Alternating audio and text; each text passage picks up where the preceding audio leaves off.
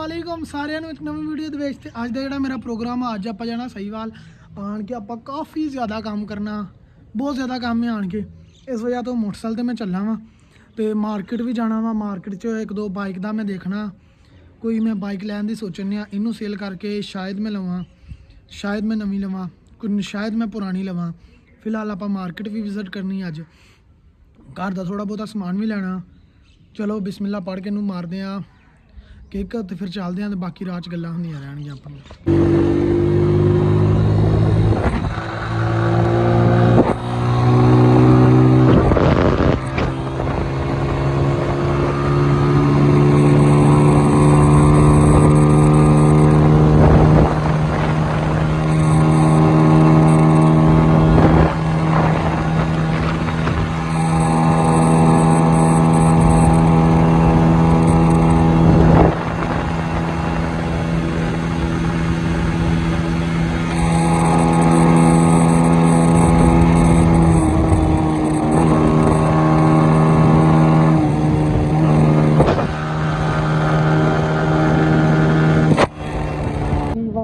ਆਪਾਂ ਖੋਲਿਆ ਪੈਣੀ ਸਟੇ ਆਪਾਂ ਤੇ ਇਹਦਾ ਕੀ ਕਰਨ ਲੱਗਿਆ ਜੀ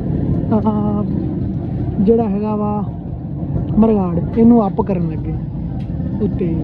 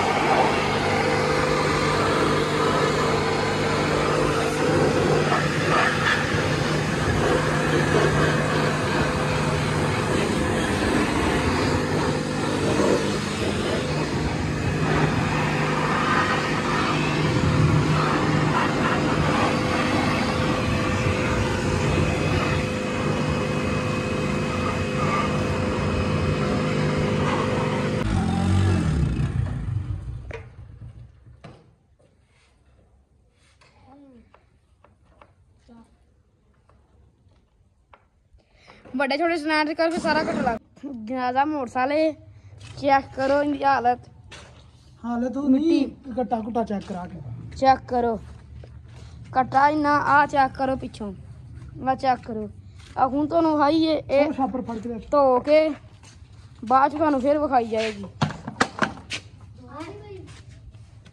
आ भी आ रहा चल हां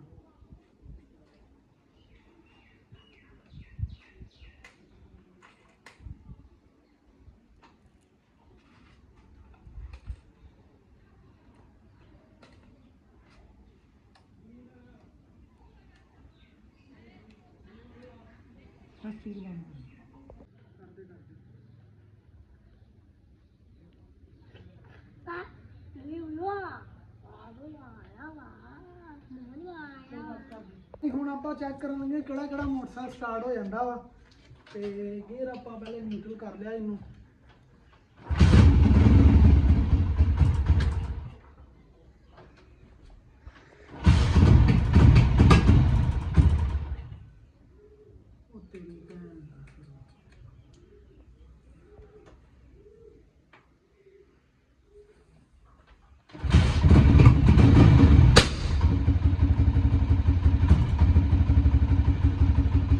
ਪਟਾਕੇ ਵਾਲੀ ਬੰਦ ਕਰ ਲਾ।